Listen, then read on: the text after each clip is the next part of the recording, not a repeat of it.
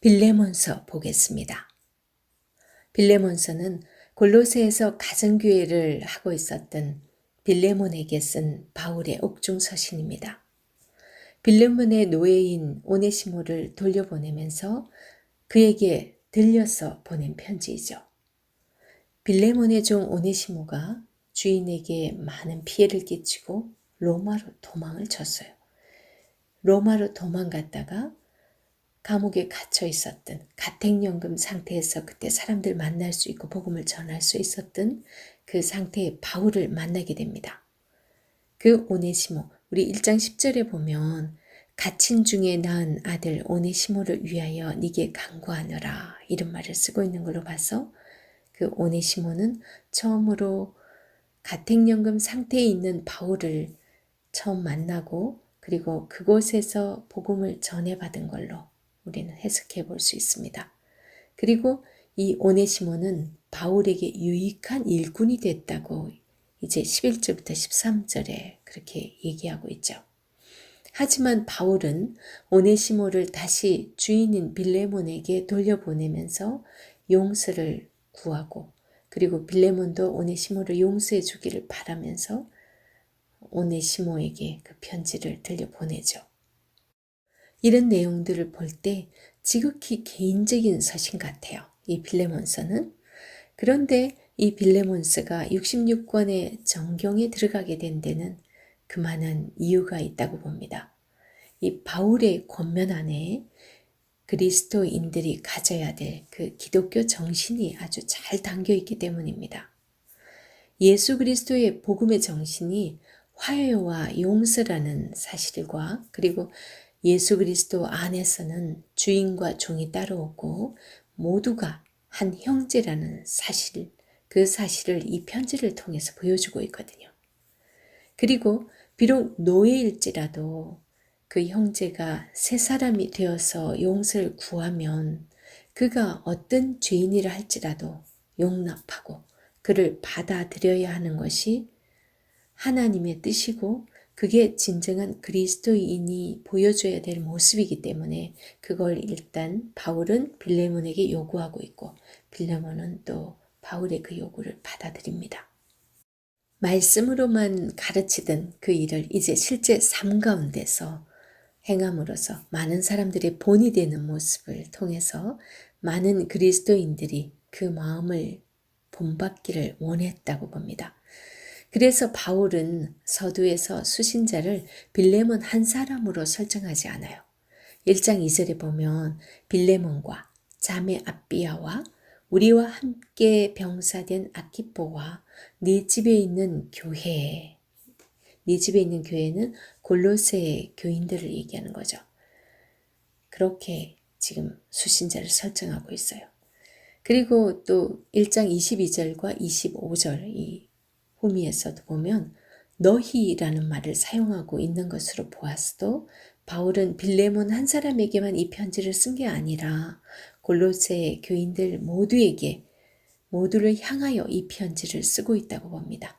오늘날은 우리 모두에게 주시는 편지인 거죠. 빌레몬서의 배경을 잠깐 살펴보겠습니다. 빌레몬은 골로새에 살던 사람으로 그는 사업가이고 그리고 에베소에 사업차 갔다가 이 에베소에서 두란노 서원이 열리고 있는 것을 보고서 그때 예수 그리스도를 영접한 것으로 보고 있습니다. 그래서 그때 바울에게서 배워서 이제 자기가 살던 고향 골로새로 와서 가정교회를 개척했다고 봅니다. 그리고 오네시모는 빌레몬의 노예인데요. 주인에게 많은 금전적인 손해를 끼친 것으로 우리는 알 수 있습니다. 왜냐하면 뒤에 바울이 그가 손해를 끼친 걸 자기가 갚겠다라는 그런 표현을 쓰고 있잖아요. 그런 상태에서 이 오네시모가 도망을 친 거예요. 도망을 쳐서 어디로 가냐? 로마로까지 가버렸어요. 그 당시에 종이 도망을 쳤다. 이거는 뭐 특별한 죄가 아니라도 그냥 주인 집에서 자기가 도망을 쳤다라는 것은 잡히면 그냥 주인이 죽여도 그걸 가지고 아무도 뭐라 할 사람이 없는 그런 시대였습니다. 종은 그냥 말을 하는 것뿐이지 뭐 동물이나 어떤 재산의 일부처럼 그렇게 여기고 있던 시절이었습니다. 그리고 오네시모는 로마로 이제 도망을 했다가 바울에게 복음을 전해 듣게 되죠. 그래서 세 사람이 되어서 바울에게 아주 유익한 일꾼이 되었습니다. 그 사실이 이제 1장 10절에서 13절 사이에서 잘 얘기해주고 있는데요.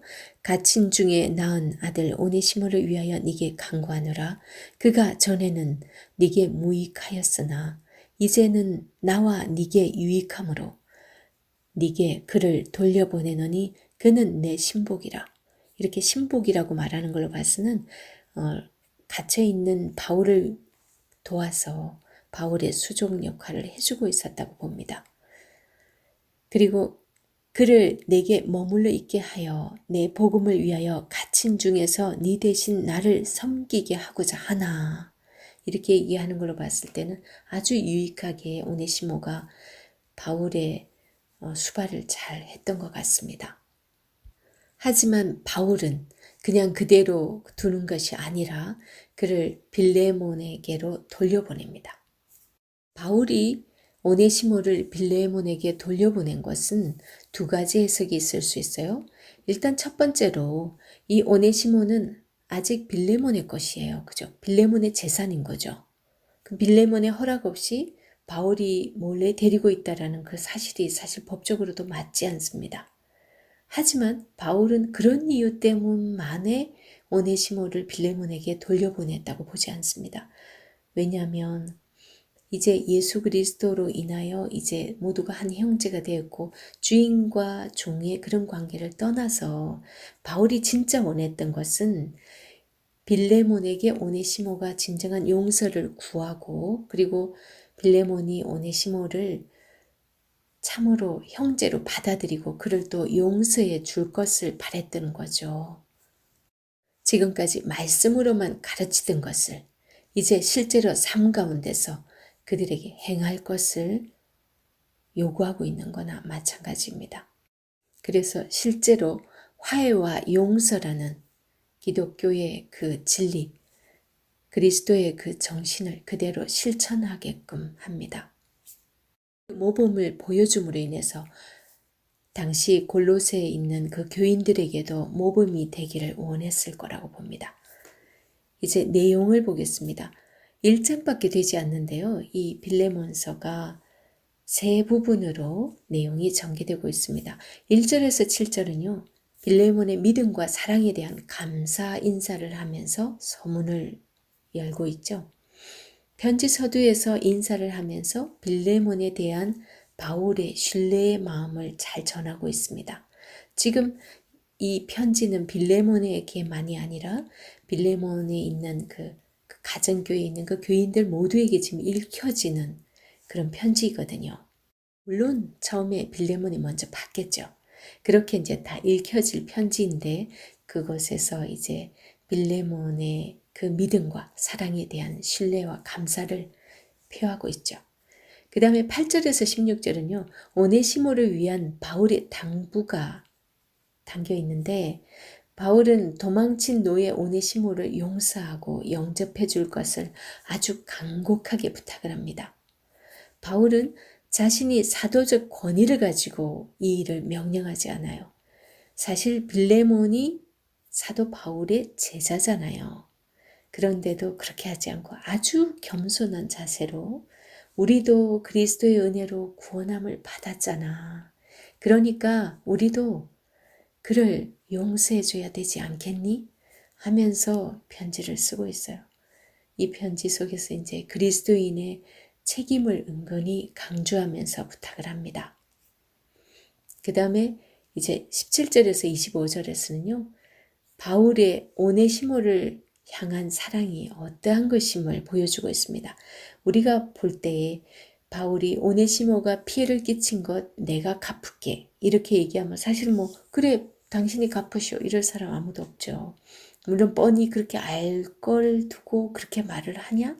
이런 생각할 수 있는데 그런 마음이라기보다는 이 바울이 오네시모를 얼마나 소중히 생각하고 형제로서 정말 사랑으로 그를 대하고 있는지, 그가 얼마나 자기에게 소중한 존재인지를 이런 말로서 표현하고 있다고 봅니다.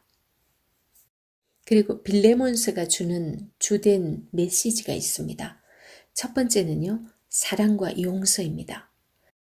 빌레몬이 사형 선고를 받은 거나 마찬가지인 이 오네시모를 용서하고 받아준 것처럼 우리 그리스도인들도 하나님의 말씀인 사랑과 용서를 그 삶의 현장에서 살아내야 된다는 그 메시지를 주고 있습니다. 1장 21절에 보면 바울은 빌레몬에게 이렇게 당부하고 있습니다. 나는 네가 순종할 것을 확신함으로 네게 쓴노니 네가 내가 말한 것보다 더 행할 줄을 아노라. 이게 바울이 가르쳐 놓은 그 제자들이 실제 삶 가운데 어떻게 살 것을 확신하면서 또 더 내가 부탁한 것보다 넌 더 잘해줄 거야 하고 이렇게 확신하는 이 마음이 꼭 우리 주님께서 우리에게 말씀을 주시고 우리가 이 땅을 그렇게 살아갈 줄 안다고 믿어주면서 우리에게 말씀하시는 것처럼 그렇게 느껴집니다. 그래서 이 사랑은 모든 그리스도인들에게 예수님께서 부탁하신 또 말씀이기도 합니다. 요한복음 13장 34절에서요. 예수님께서 이렇게 말씀하셨어요. 새 계명을 너희에게 주노니 서로 사랑하라. 내가 너희를 사랑한 것 같이 너희도 서로 사랑하라. 이렇게 예수님께서 말씀하셨어요. 그리고 이제 빌레몬서에서 주는 두 번째 메시지, 그리스도 안에서 한 형제라는 거예요. 그리스도인은 주 안에서 모두 한 형제라는 그 사실을 알게 합니다. 바울이나 빌레몬이나 오네시모나 모두가 너무나 서로 다른 배경에서 살았고 그리고 신분도 너무 달랐어요.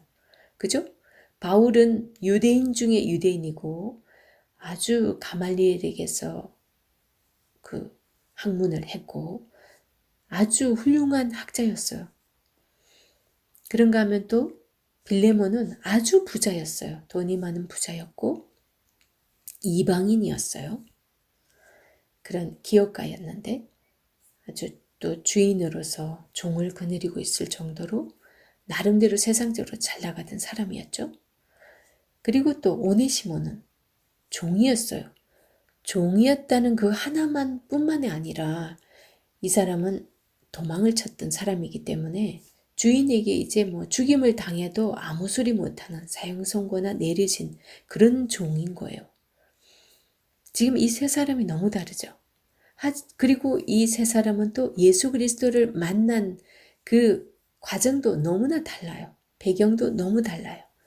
하지만 예수 그리스도를 만났다는 것, 예수 그리스도로 한 형제가 되었다는 그 사실이 지금 공통분모인 거예요.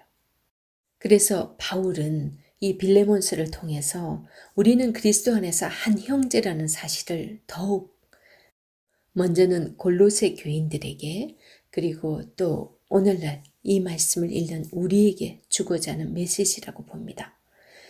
그래서 바울의 사상이 잘 나타나 있는 갈라디아서 3장 28절을 보면 바울은 이렇게 말합니다. 너희는 유대인이나 헬라인이나 종이나 자유자나 남자나 여자 없이 다 그리스도 예수 안에서 하나이니라. 이 사실을 우리는 기억해야 됩니다.